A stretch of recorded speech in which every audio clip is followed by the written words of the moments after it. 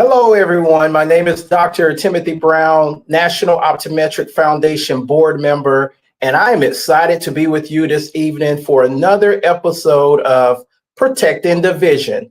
Yes, we'll be talking with you, our listening audience, about protecting your vision, and we'll have a great topic and a dynamic speaker joining us tonight to share with you her wisdom and her knowledge when it comes to diabetic eye diseases and diabetic retinopathy, which is one of our silent killers of your vision. So make sure you go ahead and share this link with your family and friends. Grab your favorite drink, grab some popcorn, sit back, relax, and listen in as we talk about all about diabetes, because November is National Diabetes Awareness Month, and we want to make sure that you are educated so that you can continue to protect your vision. And as always, guys, if you have not had your eyes examined this year by an optometrist, don't delay. Get your eyes examined today. Schedule an eye exam with your optometrist, your local optometrist, and make sure that you are getting checked,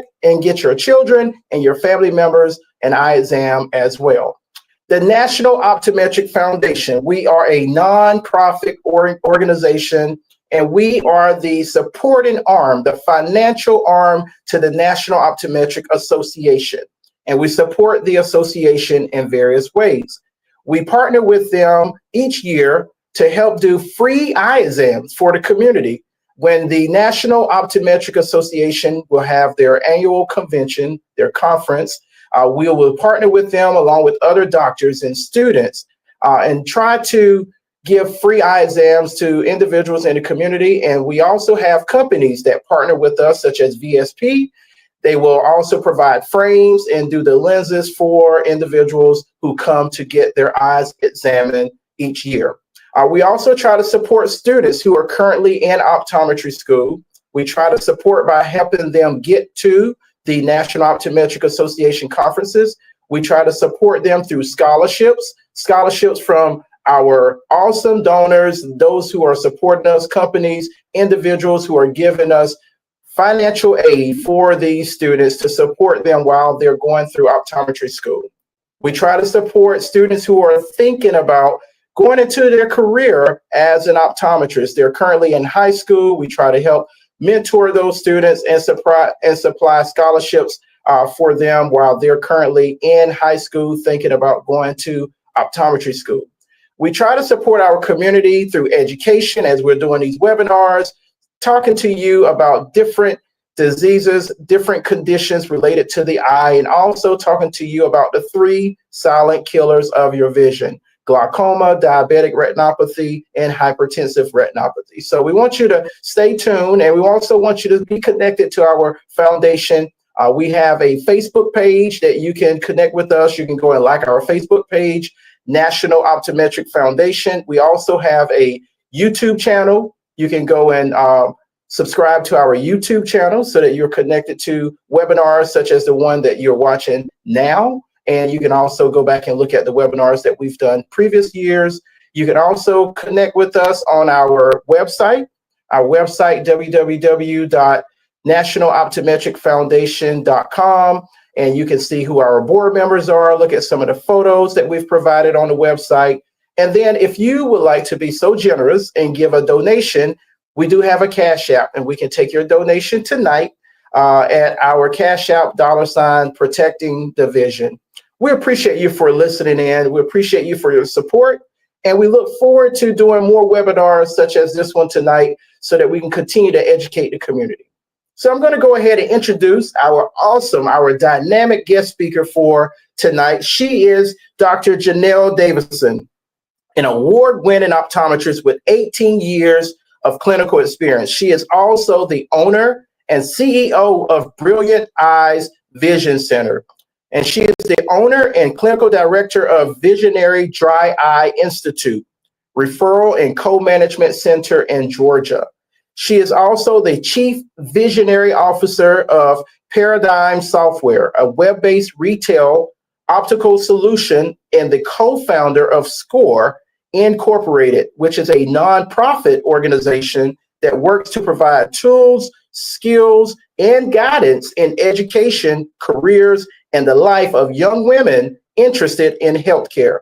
Dr. Davison is a consultant for Tarsus Pharmaceuticals, Alcon, and Viatris. When she is not saving sight, she is enjoying spending time with her husband of 18 years and their two beautiful children.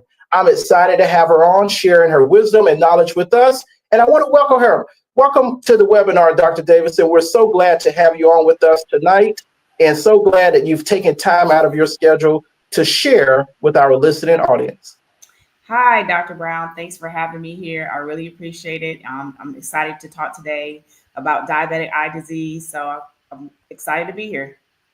Excellent, excellent. And we're excited to have you as well. I know some of our people have been talking about this. They're looking forward to listening in. And we want you to know, if you're listening in and you have questions for Dr. Davison regarding this topic, just put it in the comment section on our YouTube channel. That would be the best way so that I can see those questions and we can try to answer those questions before we end the webinar tonight. So we're going to go ahead and get started, and we're going to talk about diabetic eye diseases. How does that relate to diabetes, Doc? If you can talk to our listening audience, and then we'll see if we got any questions and continue to share wisdom with them tonight. So thanks for having me. So I love doing talks like this. I think education and knowledge is power. The more we know, the better we do. So yes, this month is Diabetes Awareness Month. And so diabetic eye diseases is really what I tell my patients. It's like a triad of events that's happening. One, diabetes can cause changes in the blood vessels in the body. The eye is no exception. Which is really cool about eye doctors is that we can see the blood vessels in the body without making incisions. So that's why it's important to get that annual exam that Dr. Brown mentioned and have a dilated exam. Any other imaging screening is great as well, but definitely the dilated exam so that we can see those blood vessels. So what we're looking for is any leaking of those blood vessels in the back of the eye. If those blood vessels leak into the back of the eye, they can leak into what I call your critical structure. So your macula, which gives you all your keen vision. So allows you to see straight ahead. And also it can cause some leaking around the optic nerve. So that's a part of the diabetic eye disease, which gets categorized into mild, moderate, and severe. And depending on what levels you are, you may require some tertiary care. Also, diabetes increases the risk for glaucoma. And so when you have diabetes that is under control, which I probably think we'll get to more later on this evening, but your risk for glaucoma significantly increases. Then in addition to that, diabetic eye disease includes cataracts, what we call a sugar cataract, right? So if you have uncontrolled diabetes, it increases your risk of developing cataracts. So what you're taking from here is that when you get that diagnosis, it's very important very early on to get that A1C harness. That's the real way that you're going to manage all of these side effects that are associated with diabetes, is getting that A1C under control. There are some studies that have shown that the body has what we call metabolic memory, right? And so the first 5 years is very important to get that A1C as low as you can. We used to say under 7, definitely under 6 if you can. That's going to reduce your chances of developing diabetic eye disease. And one last key, even if things are controlled, right? And so you've done well, you've always controlled your A1C. About 20 to 30% of patients, even with controlled diabetes, is going to go on to have some level of diabetic retinopathy. And a lot of times those cases are mild. And so you may not have any visual changes. So it's very important, if you haven't done already so, to make sure you have your annual eye exam with the dilation. That's going to allow your doctor to be able to view everything in the back of the eye and see if any of those things that are mentioned are presenting. And if they are, then we're on top of it. We know where to put you in the pipeline so that way we can protect your vision. Wow, you have unpacked a lot of information right there in that first discussion here. So I want to highlight a few things and then just ask you about that A1C, because a lot of people listening, they may not be familiar with A1C. They know they check their blood sugar at home. They know what that is. We want to talk a little bit and tell them what is that A1C, and then making sure that they understand that. But she reiterated that you need to have your eyes examined, dilated eye exam there. I don't know why I struggle with that, but you want to get your eyes dilated because that's important. It gives the doctor a better view into the back of the eye there. So if there is a problem related to diabetes or glaucoma, it can be detected, and then we can do management, treatment if necessary, or refer you out. Sometimes we may have to refer you out as well. We've had some cases here where we had to refer people out. They came in for what they thought would be an exam for glasses or contacts, and we had to put that on pause and transition over to getting them care for the blood that was leaking in the back of their eye, as you mentioned earlier there. So I just wanted to emphasize the importance of getting that dilated eye exam. Don't delay, do it today. If you have not seen your optometrist this year, you may be pushing it close because this is the time of the year where everyone's trying to get in to use their insurance benefits. So the schedule is tight, but still don't delay making that phone call. Don't delay, do it today. Get it scheduled, even if you have to get on for January in 2025, okay? I can't stress that enough. We save vision because people come in for regular routine eye care, and we are able to detect other things that can help save their vision that would not have been detected if you were just sitting at home waiting for a sign or a symptom. That's why we call this the silent killer of vision, because you may not have any symptoms there that you are aware of, but your optometrist will be the one to detect these things in the back of your eye and get you the proper care and management that's needed. A1C, blood sugar is checked at home, looking good. What about that A1C that they need to know more about, Doc? So that's a good point. So definitely you want to check your blood sugar. That gives you as the individual an idea of what you're eating, how you're going about that day to make sure you keep the sugar levels low. But the A1C is a time frame over about 3 months, right? It's not a snapshot at one time. It lets me know over the last few months how your blood sugar really has been doing. And the higher the A1C for an optometrist perspective, that increases your risk for diabetic eye disease or diabetic retinopathy.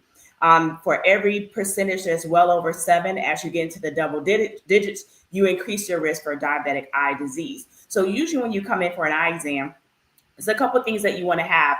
One, you want to make sure you let the doctor know that you are diabetic, you're type 1 or type 2.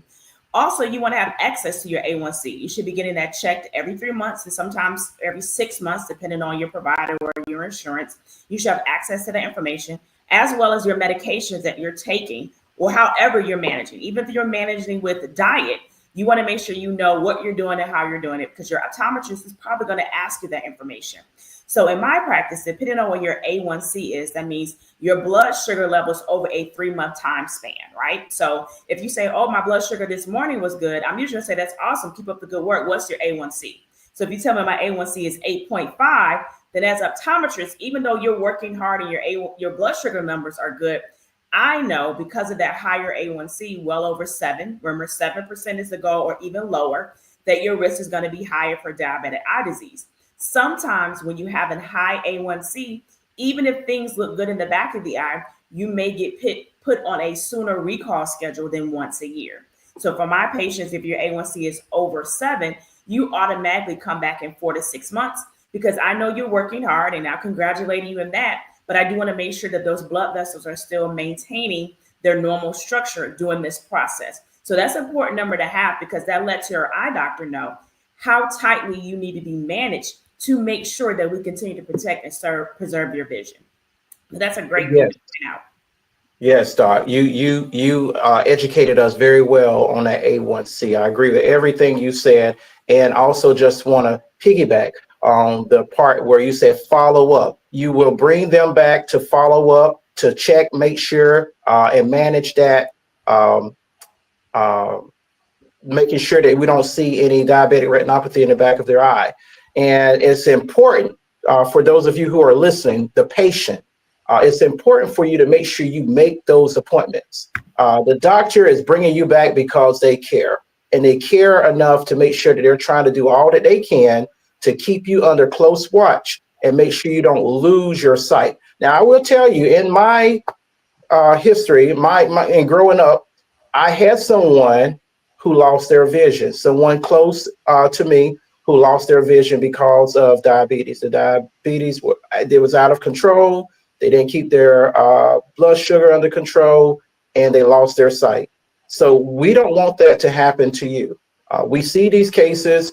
These cases can be prevented, and we want to make sure that we're doing the education so that you guys will know what to do. So we're encouraging you to get checked by your optometrist. If your optometrist say that they want to bring you back because they want to help manage the health of your eyes, be sure to keep that appointment. That's my main thing that I'm trying to say. When they ask you to come back, keep that appointment. If you can't keep that appointment, do the courtesy to call in and get it rescheduled, but do not just cancel that appointment. It's important for you to keep your appointments with your optometrist there as well.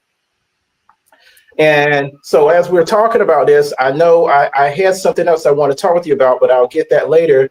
But I heard you mention earlier that diabetes can increase the risk of developing glaucoma. And we know that glaucoma is also one of the 3 silent killers of your vision. So can you talk to us a little bit more about that so that we will understand? Yeah, and so like you said, glaucoma is one of the 3 silent killers of vision. Glaucoma, everybody already has a risk as they age, particularly 65 and up. But the thing to know about with diabetes, especially if it's not controlled, we talked about those small blood vessels. Uh-oh, looks like I lost Dr. Brown.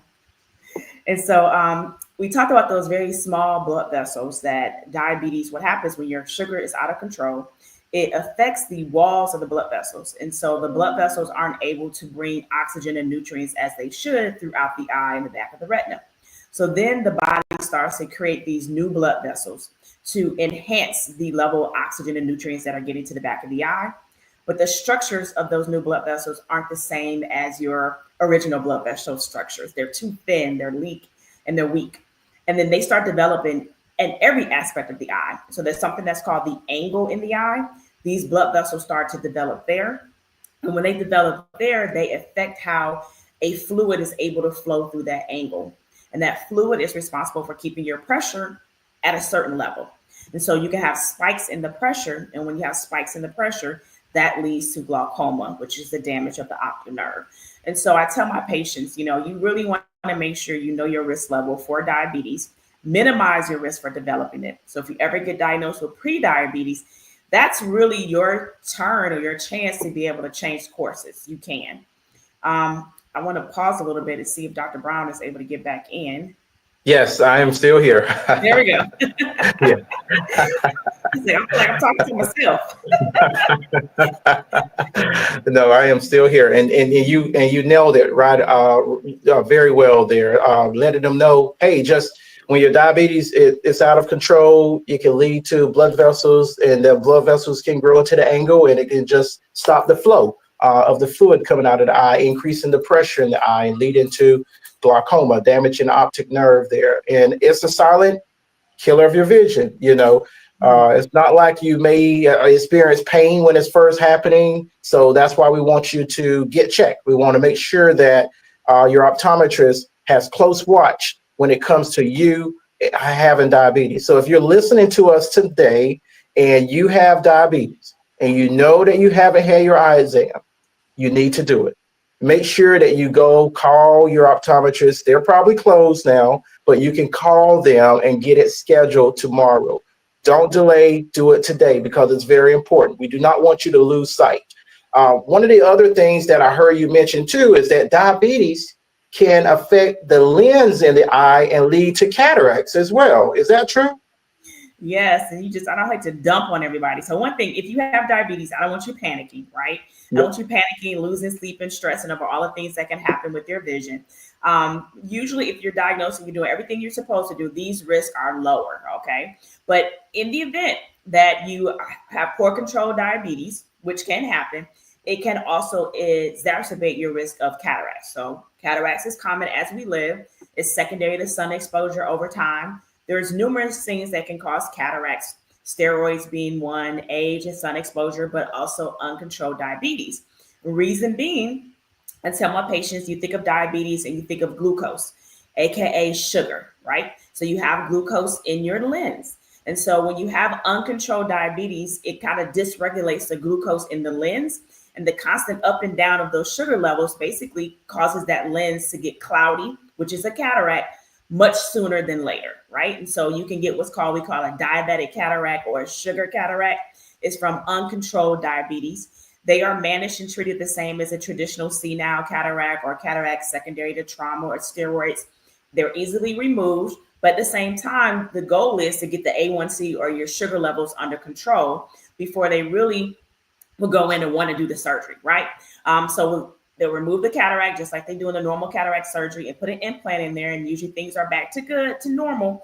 But the goal here today is get an eye exam, but also make sure you have a plan to have your A1C or your blood sugar levels under control, knowing that number. Just like you know your age and your date of birth, you need to know that number, because that number tells everybody else that you're visiting, your eye doctor, your dentist, your primary care doctor, really how control your diabetes is and what your risks are for certain conditions that are associated with that. So yes, you can get a cataract. I've seen it. It's easily addressed, but you want to make sure you're managing your diabetes. That's the goal for today's conversation. I think really get the understanding of managing your diabetes in the beginning, because I tell patients when diabetes goes south, it is really hard to come back north, right? So once you start driving down 75 and you gonna keep going, go past Miami, you might be up in Cuba somewhere. So you want to make sure that you keep that A1C under control, because when you want to do right and get right, sometimes that disease has just really gone. And so start now, start today. Yes, start today, manage that diabetes, keep it under control. Do not go too far down south, because we want you to keep your vision. We don't want to see anything bad happen, which is why we continue to do these webinars each month, the third Monday at 7 o'clock. And we have these awesome doctors that's on, guest speakers that's on, sharing this wealth of knowledge there for our listening audience there. So if you guys have questions, you have comments, you want to give some positive praise or feedback to our speaker, feel free to do it in the comment section. I am going to keep the YouTube channel up as well, so that we can make sure that we answer those questions if you have any, or if you have any feedback there. Talking about risk, I heard you saying, hey, if the A1C increases, you're increasing the risk of us seeing signs of diabetes in the back of the eye, diabetic retinopathy. Are there certain groups or races that is there a race that's at a greater risk when it comes to diabetic retinopathy or diabetic eye diseases, Dr. Davidson? Yeah, and so really the risk, I guess, is higher for diabetes in general, right? And so everybody's at risk for diabetes. It's really associated with diet, poor diet, sedentary lifestyles, but there are certain subgroups that have a higher risk for developing diabetes, and uncontrolled diabetes can lead to the diabetic eye disease or diabetic retinopathy. Some of those groups are groups of color, particularly African Americans, African descent, which we don't know really why with diabetes. A lot of it is just predisposition. Usually a lot of us have hypertension. So another risk factor for diabetes is uncontrolled hypertension. Then if you have uncontrolled hypertension, is usually you have high cholesterol. And so those two basically are the synapses to give you diabetes, So basically if you have hypertension, try to get under control, minimize your risk. Definitely don't get high cholesterol, because if you do that, it's a higher probability you're going to have diabetes. And we see a lot more in the patients of color. One, we think there's maybe a disparity gap in access to care, many just getting out to the doctor, understanding how to properly manage those conditions, understanding the connections. You have one, it increases the risk of the other. Genetic disposition, family history. Sometimes some cultures aren't the best about talking about what's in the family. And so I think diabetes affects, people of color. Like you said, you mentioned somebody very close to you lost their vision. I had an uncle that was amputated, legs amputated, and eventually died from complications of diabetes. I had great aunts that lost their vision. And so it's big in my family as well. But it's one of those conditions I know that you do have control, right? And so once you diagnose with it, I think a lot of it is the denial state, right? Denial that you have this condition that is chronic, that technically doesn't have a cure. You kind of get into what we call a remission state, meaning you get your A1C really low, all your risks are low. Diabetes is not gone. You still have diabetes. You're just managing it. And so there are certain groups that are at risk, particularly groups of color, some Pacific Islanders, but it is anybody can get it, right? And so basically wanting to make sure you're staying active, manage your carb and diet intake, and then just really know your family history, because family history will increase the risk if you are not very active, if you eat a lot, if you have a poor diet. Diet and sedentary, we're seeing more kids, more young kids with type 2 diabetes, which was something you really didn't get unless you were older and in the 40s. And now we have a lot of teens and teenagers and tweens with it because they're not going outside. We have a lot of poor diets where we're eating a lot of fast foods and Chick-fil-A, getting all our money. And at the end of the day, those things aren't necessarily healthiest for us. We don't have the farm to table. My dad grew up on a farm. So it's a lot of factors, but particularly people of color, we're a lot more predispositioned. And so today, if you're of color and your parent has diabetes, make sure you get an eye exam, because sometimes you get diagnosed in the chair. We'll say you probably need to go see your primary care doctor because it looks like you may and more than likely have diabetes. I've had those cases where they came to us first, looking into the back of the eye, and then they were also directed to, now you need to go see a primary care doctor because this is what we probably think is going on. Right, which is why sometimes you'll hear them say optometrists are the gatekeepers to the healthcare system, because sometimes we'll find things, when we're doing an eye exam, and then we will refer you to your primary care for more testing and also for diagnosis of certain diseases that they may not have found, and it was the relevant, or in the back of the eye. So that's why it's important to get the eyes examined, and also the control. She mentioned controlling your carbs and controlling your diet if you can, and making sure that you're staying active. Those things are important. And too often we don't discuss family history that much, but we need to sit down, sometimes and just talk about these things. And when you find out that you have a history of them in your family, that's when you definitely need to make sure that you are staying under the care of a physician, staying under the care of your optometrist, getting your eyes examined on a yearly basis. And if they find something, they'll let you know if they want to see you back sooner than 1 year from the date of your exam as well. We're trying to protect the vision. We want to make sure that everybody's aware, and we want to make sure that you do not allow diabetic retinopathy, hypertensive retinopathy, or glaucoma slowly start to steal your vision there. We want you to see all of the beauty around you. So in talking about that, risk factors, if you want to highlight anything additional about risk factors that contribute to diabetic eye diseases, and also if there's any early warning signs there, people want to know, are there any early warning signs? We kind of hint on some of that as well when it comes to diabetic retinopathy. So those are what I would like for you to kind of give our listening audience some insights about. Yeah, so that's great. So some additional risk factors, I talked about earlier, the duration of the diabetes. So the longer you have diabetes, once you hit into that 2 decades, 20 years, 30 years, the risk increase.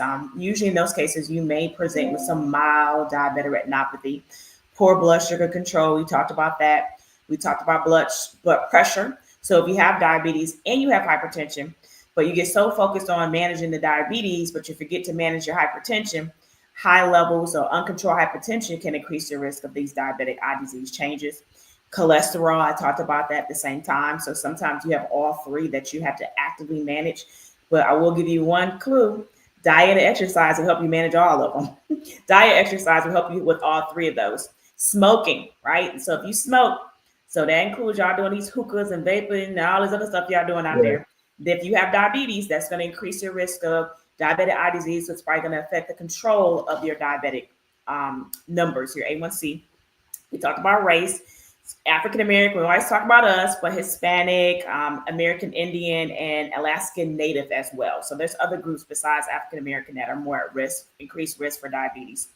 Pregnancy, this is one we didn't talk about, gestational diabetes. And so I'm 5'1", little bitty. Now I had a 10-pound baby, right? And so if you have a 10-pound baby, and then my other baby was 9 pounds, and so don't ask me how, okay? Wow. On my cousins on my dad's side, they're females. They about 6'2". I didn't get their height, but we both had the same size babies. And so big, large babies, pregnancy can cause gestational diabetes. which can, if you're diabetic to begin with, or you can end up being diabetic once you have gestational diabetes, which increases your risk for diabetic eye disease. And then age. I talked about something called senile diabetes. So 65 and up, your risk is increased for diabetes. One of my parents has diabetes and she contracted in her 60s. I mean, she's thin, active, but as you age, your ability to process insulin in the body changes. And so that increases your risk of diabetes. And the same with her mom. So she knew her family history. And so her risk for diabetic eye disease is there. So that's a list of things. And once again, it sounds a lot. I don't want anybody to leave this webinar stressed and not being able to sleep, because that adds to it when you have stress and can't sleep well. Yeah. But knowledge is power, just helping you to know what to do to hit the ground running tomorrow or the top of the year. And then I think the last one you asked me, you said risk factors, and then, signs. The tricky part about diabetic eye disease is just, we talked about, it's the silent thief of sight.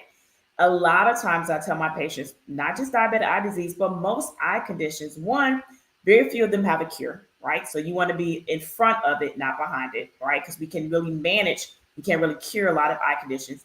And two, if you feel or see symptoms, meaning you have reduction in vision, seeing splotches or anything that's just out of the normal, then typically you're in more advanced stages, right? In the beginning, a lot of symptoms aren't there. So that's why you have to be preventive, be proactive, and go get an exam, because a lot of times we see things that have not allowed you to be symptomatic, which is good. That means those critical structures that give you the keen vision have not been affected. And so now we have a higher probability of saving those structures to protect your sight. So I tell my patients, if you don't feel anything, but I see it, that's fine. That means we're ahead of it. We have control of this strain. If you come in and you're symptomatic, hey doc, I'm noticing I'm seeing blotches, it looks like blood in my vision, or it's really cloudy, or part of my peripheral vision I don't notice, that's a little harder to manage, because a lot of that I can't bring back. And so now we're worried about how to prevent even further damage. And so not a lot of symptoms in the beginning, because that's what you want. That means you're milder, we're in front of it. Advanced symptoms is cloudiness, reduced vision, sometimes maybe some headaches, some dizziness. End of the day, get in, get checked, because you want your optometrist to be able to view the entire picture in the back of the eye, so that way we can let you know what you're at risk for and what bucket to put you in. I think I saw a question come up.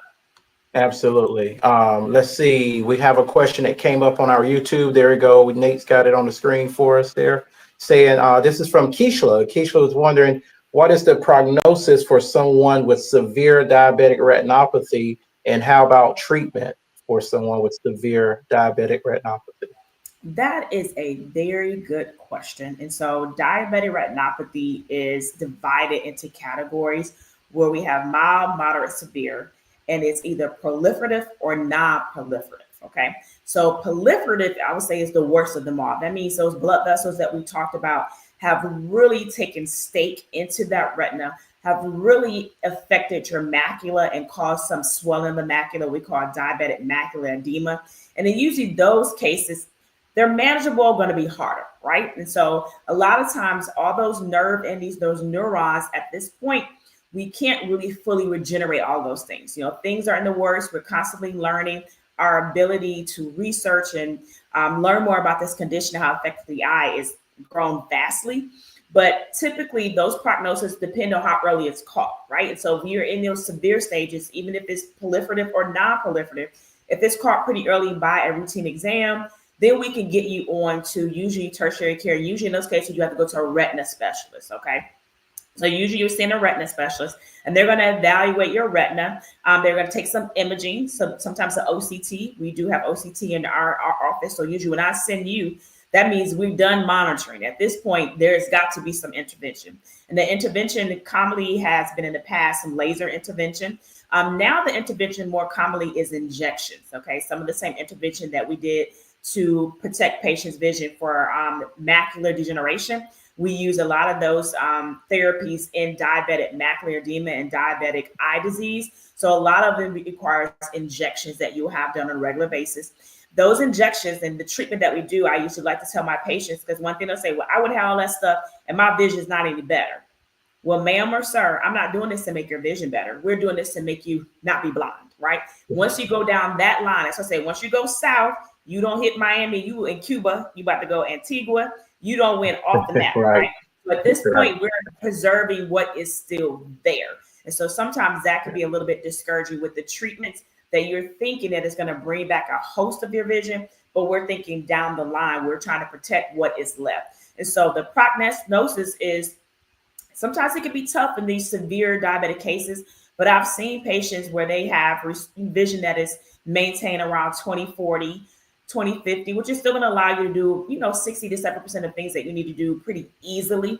But if you are thinking that that's something that you could be dealing with or someone you know, the main thing is get in, get checked. And even still, at the end of the day, even with the treatments, the underlying condition is the diabetes itself. You're going to have to get that A1C, those sugar levels under tight control, where there's no ups and no downs. It's controlled. That's the goal that you want. Right. I agree with you, Doc. And we are trying to educate the public because we don't want you to get into those moderate and severe stages of diabetic retinopathy, because we know that once you get into that zone, once you go down too far south, it's hard to get you back to 20/30, 20/40, 20/20 vision. And we're sending you for that intervention there with an ophthalmologist, someone who specializes in either doing the laser surgery or either doing the injections that she mentioned there as well. So they're trying to prevent, you can have a retinal detachment, if there's too much fluid leaking in the back of the eye as well. So we're trying to prevent you from having more damage in the back, and it's not necessarily going to get you back to 20/20 or 20/30 there. But please keep the appointment. We've had people where we've referred them out and we had to follow up with them to make sure that they went to that appointment that we were trying to get them to, because we know that that's important for protecting the vision, keeping your vision where you're not losing sight, going blind, as Dr. Davidson said as well. It's a silent killer of vision: diabetic retinopathy, hypertensive retinopathy, and glaucoma. And that's what we, as the National Optometric Foundation and the National Optometric Association, we try to educate the community about those things there. And that's why the NOA, each year, we try to do free eye exams. No matter wherever they're going to have the conference, they try to do free eye exams for the public so that you can be examined by an optometrist and we can detect these things. If we find something wrong in the back of the eye, that's the time where we will refer you for an exam with a local optometrist as well. But we're trying to detect these things that may be going wrong in the back of the eye. So we will continue to do our support and our partnership with not only the NOA, but with different vendors and companies that will partner with us to provide resources for communities all around the US of A and try to protect the vision. We also want to make sure that we support students who are in optometry school. We support those who are in high school thinking about going to optometry school. And we also have time where we try to provide finances for our community leaders. So if you're a community leader, we want you to make sure you stay in touch with our foundation. So when we get certain grants, we're able to put money into the hands of our community leaders and for you to use that money to educate your community when it comes to not only their eye health, but the health of their body, and making sure that we're protecting people from having to have loss of sight. We don't want to have loss of sight. So we want to make sure our community leaders stay connected to us. We have our website that you can stay connected to us, the National Optometric Foundation.com. We're on Facebook under the same name, National Optometric Foundation. Our YouTube channel is there for you to have those webinars that you can share with your church family, your fraternity, sorority, whatever organization you may be a part of, making sure that you're helping us spread the word about these different conditions that can happen with your eyes, okay? As we continue with this webinar, we have Dr. Janelle Davidson with us. She's doing an excellent job talking with us about diabetic eye diseases and diabetic retinopathy, a silent killer of your vision. We want to ask her to talk about how diabetes also can increase dry eye diseases. How about that? Diabetes dry eye. I mean, I know we're throwing a lot at you guys, and you say, "Oh man, diabetes lead to all of these things, glaucoma, cataracts." But it's best for you to know. So if you're having any issues, you can go in for that, and your doctor may say, "Hey, let me dilate your eyes," and might find something else. But we just want you to know. We want you to be knowledgeable about the condition. So, Dr. Davidson, you're back with me. Can you highlight some of those um, risk factors there that increase, or talk about how diabetes can increase the risk of dry eye disease?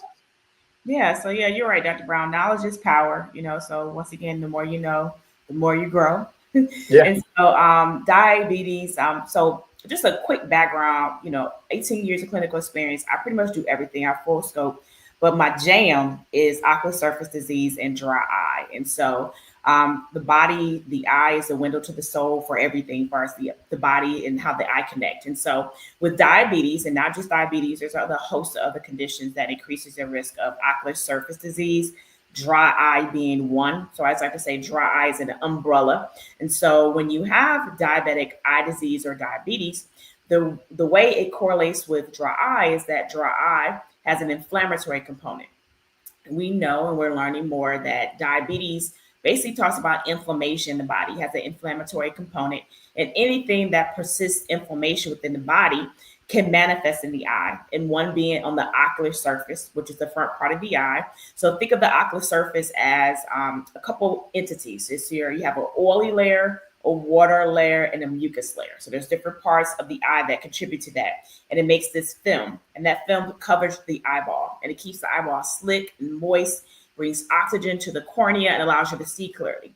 When you have inflammation, it breaks down the integrity of that tear film, makes it unstable. So when you have diabetes, especially if it's not controlled or over the years of having it, it basically breaks down the integrity of that tear film, makes it unstable. And when it's unstable, then you feel symptoms of grittiness, burning, watery eyes, blurry vision, eyes are tired or fatigued. And so patients that have diabetes, whether it's controlled or not, I always just kind of educate them to look out for those symptoms, because if they experience those symptoms, you may have to have your tear film evaluated to see if you're having a breakdown in their tear film or break up in their tear film more throughout the day than someone who does not have diabetes. And if so, it can be easily managed with different topical therapies that we use or in-office treatments for dry eye. In addition, typically, if you've gone on to the diabetic eye disease or the diabetic retinopathy, typically it's associated with some nerve damage. So we always think about, we need to go see our podiatrist and make sure we're not having any wounds in our feet. So you have those peripheral structures. You have nerves on the cornea, right? So those nerves allow for you to be able to have feeling sensation on the cornea, to know when something's in your eye that's not supposed to be there. Also, those nerve endings send the signals to those structures that I talked about that makes the water part, the oily, and the mucus part. They get signals from those nerves from the cornea. And if those nerves are dysfunctional because you have a disease that's eliminating or minimizing how they're able to function, then you get nerve damage. And if you have nerve damage on the cornea, then by default, your tear film is going to be unstable or disrupted because you're not getting those proper signals. So there are ways that we can actually check the nerve function on the cornea. There are studies that have shown about at least 20% of patients who have diabetes and diabetic eye disease probably will have some associated dry eye disease. So as I'm doing a routine exam, we ask you all these questions about your health, not because we just trying to be nosy and get all in your business. Some people tell me, I don't know what that has to do with the eyes. It's because unbeknownst to you, a lot of things that you deal with far systemically, or even how you manage a systemic condition, manifest in the eye. And so we ask all these questions because I may not prescribe, let's say, a prescription medication, but I'll tell you what to look out for, and I'll guide you as to what over-the-counter topical non-prescription tier that you can use that's safe, that has no preservatives, and that I know the inactive ingredients are good. And so there's a correlation. And so just knowing how your eyes feel, if you have diabetes and you're noticing blurry vision, grittiness, fatigue of the eyes, or feel like they're dry, then you may want to be evaluated for ocular surface disease and look for dry eye disease as one of those conditions. Yes, that's good. And I know we talk about how diabetes can affect this and it can lead to this. But there is help. I mean, you've talked about changes that you can make, management that can be done, keeping the A1C and the blood sugar managed and under control, managing your diet. You also mentioned there, staying active. Any additional doc words of advice you would give when it comes to lifestyle changes and how that can reduce your risk for diabetic eye diseases, and also about how we can manage diabetes or diabetic retinopathy just from regular eye exams. I know we've been talking about this all throughout the show. I said it in the beginning, don't delay, do it today, get an eye exam. But just highlighting those two topics there as we're nearing the end for our webinar, if you would. Okay, yeah, so great. So a healthy diet, just to dig deeper a little bit with the healthy diet. So we talked about carbohydrates. You do want to manage your carbs. One thing I usually recommend is get a dietitian, right? And so once I said I had a family member, my mother, who was diagnosed with diabetes, her primary care doctor wrote a prescription for her to go to a dietitian. First thing you think is just don't eat carbs. Like really, you need to have all categories of the food pyramid. It's just the portions, right? And what you have and what needs to be on your plate. And so it's recommended that, I'm gonna look at my notes, that you have, for some studies, at least 85 to 141 grams of a dark, oily fish once per week. So I say you want to eat the healthy fats, is what I tell my patients. And so you want to eat the wild salmon, tuna, king mackerel, avocados. Those things are allowing you to get the healthy fats closer to the Mediterranean diet, if you can, throughout the week. So if you say, yeah, I eat those things, and I say, well, how many times a week? They'd be like, well, once a week. Well, no, you need to eat a little bit more. So a couple times a week, a couple times a day. If you aren't able to, you may want to consider supplementation. You do want to be careful with your supplements. All supplements aren't created the same. So talk to your eye care provider, talk to your primary care doctor to recommend a good quality supplement. Exercise, 20 minutes per day or 150 minutes per week, right? So just be active, get up and do something. You don't have to go join a gym and, do Orange Theory. And I used to do that and just go hard. You just need to be active. So at least 20 minutes per day. So I say walk around your neighborhood. Some patients have told me, well, my neighborhood is not that safe. I said, walk back and forth in your house. You just for 20 minutes, just walk back and forth in the living room. My parents' house got a little circle, it's one level, and they just walk around that little circle. Just walk for 20 minutes or steps. So it's no excuse. Just walk in the house, walk up and down the steps if you have them. We talked about smoking to stop that. Alcohol, drinking alcohol, more than 14 alcohol units or glasses of drink per week, increases the risk of the diabetes not being controlled, which can make you go over to diabetic eye disease. Of course, weight gain. And so you want to make sure that you know your body mass index. So for each height, there's a certain body mass index that you want to be at. So you want to make sure you manage your weight. And then eye exams. I think we'll talk about it. Dilated exam is one. But if there are facilities that have advanced screening, so if you take pictures of the back of the eye, or pictures are worth 1,000 words, whether it's a fundus camera, an Optos, any way that we can get a snapshot of what's happening there. There are facilities that may have imaging or retina imaging called OCT, which I call like the MRI of the eye. It gets into the inner layers of the retina. You can really hone in, so it looks at the macula to see if there's any bleeding or any fluid that we cannot see on a regular eye exam. And then just having a dialogue, ask your doctor questions. Be prepared, like I said, with your A1C, your medications, family history, but also jot down a few questions that you want to ask in regard to how diabetes can affect your vision, your particular prognosis with what your diabetes, and how often you need to be managed. And so those are some simple things. We can all walk 20 minutes and we can all at least walk in our house. You don't have to go join a gym to be active. I love the part where you said no excuses. All right, no excuses. There's something you can do at your house if you're not in the community, doing that 20-minute walk a day. Changing your diet. There's always something that you can do to help your doctor help you.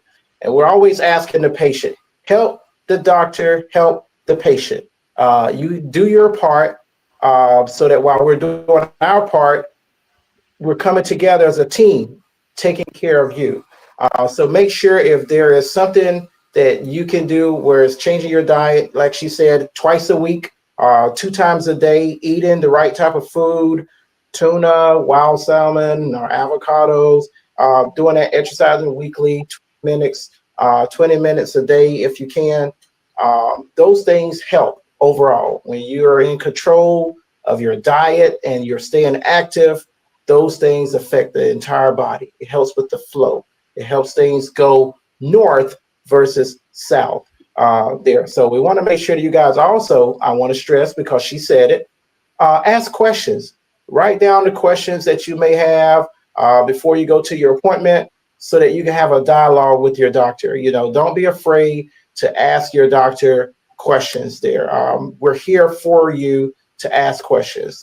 We're a healthcare provider, and we want to make sure that we are doing our best when it comes to taking care of not only your eye health, but your overall health of your body there. Because as she said, what affects your body affects your eyes, you know. So we want to make sure that we're helping you with overall. And if we see something, then we'll refer you out to your primary care doctor for further testing and management and care. So we want you to know all about these warning signs, or no, not so much the warning signs, but we want you to know about the things that can happen when your diabetes is not under control. This is National Diabetic Awareness Month, and we wanted to bring this webinar during this month so that you'll know about diabetic eye diseases and how it can affect you and cause diabetic retinopathy, which is a silent killer of the vision there. And Dr. Davidson did such a great job just laying things out. I mean, I asked her simple questions and she gave us detailed information when it comes to those questions there. And I'm so excited that we got this recorded on our YouTube channel so that those who are listening can share it with their family and friends, and they can be educated as well. Thank you, guys. Thank you for the questions. Thank you for tuning in and listening to this webinar. And before I let her go, I would like for her to first, if there was something that you say, hey, you didn't ask me about this, Tim, I wish you would have, please feel free to talk about that as you're giving us your final words there too. If there's any words of encouragement or inspiration that you would like to leave for our listening audience, you can do that as well. And if someone would love to come see you, maybe they're close by and they would like to come see you or follow you on social media, you can leave your information so that they can have that as well as you're closing out for us tonight as well. Well, Dr. Brown, you are an excellent host, tremendous MC. So I don't have anything that I felt like I needed to add. I think it was a lot packed in the hour for our listeners to unpack. So word of inspiration, just take one thing, right? So when I go to conferences, I go to a lot of conferences and it could be overwhelming, right? So you guys had an hour, we may go to a conference and get 12 hours of lecture, right? And so you can get overwhelmed. So what you do is take one thing that you're going to work on. And so we have about a little over a month and a half left in this year. So just pick one thing that you're going to focus on before the end of the year, and then just add to that plate. Start small and build out. It's definitely possible. Just because you have diabetes doesn't mean that it has to take over your life. You are in control of the situation. Just don't deny. Don't be in denial. You have it, now what, right? So now what do I do to manage it so that I don't have to develop diabetic eye disease? And I am in Metro Atlanta, so I own two practices, Brain Eyes Vision Center, which is in Smyrna, Georgia, and I own a dedicated dry eye ocular surface disease institute, which is in Marietta. I am on social media platforms, LinkedIn, Facebook, and Instagram, and my handle is at Dr. Janelle OD. So I'm pretty active on social media, so feel free to follow me to get more information about other disease states. Excellent, excellent. And for sharing your knowledge and for being with us this evening. For our listening audience, you've done a dynamic job. I had no doubt. And I'm so glad that you said yes when I asked. And if there's someone out there you're listening and you would like to be a speaker on one of our webinars in 2025, please message me. We'll be glad to get you on so that you can share with our listening audience as well. Dr. Davidson, we hope that you continue to have a great evening. Thank you again for sharing the knowledge, and we look forward to maybe having you back in 2025 or 2026 as well. Sure thing. Thank you so much. And there you go, guys. Another episode of Protecting the Vision as we talk about diabetic retinopathy, diabetes, and the eye diseases, and how diabetes can affect you, not only just your eye, but your body overall. So we want to make sure that you stay in control of your blood sugar and make sure that you know your A1C and you're keeping that managed well. And stay active, guys. Control your diet if you can. Here at the National Optometric Foundation, we're a nonprofit organization, and we're going to continue to do webinars such as this so that we can educate the community, making sure that you do not lose sight. We want to make sure that we help you preserve and protect your vision. So we'll continue to do these webinars, having these dynamic speakers on, sharing knowledge with our listening audience. And we want you to know that the National Optometric Foundation will continue to support the NOA, our parent company, National Optometric Association, and we'll also have support to the students that's in optometry school, the National Optometric Student Association. And we want you to know that if you would like to support us, contribute, donate, we do have a Cash App, and you can send it to our $ Protecting the Vision. We are on Facebook under the same name, National Optometric Foundation. We have our own website, National Optometric Foundation, and our YouTube channel is there. We ask that you subscribe and continue to follow us so that you can have access to great webinars such as this one that we did tonight. We're going to continue to educate our communities, continue to educate churches, schools, organizations, and we want to continue to be the foundation that's helping to protect the vision. My name is Dr. Timothy Brown. I am a board member for the National Optometric Foundation, and it has been a pleasure being here with you on another episode of Protecting the Vision. And until I see you again, I hope that you have a great evening and continue to get your eyes examined by an optometrist. Have a great day.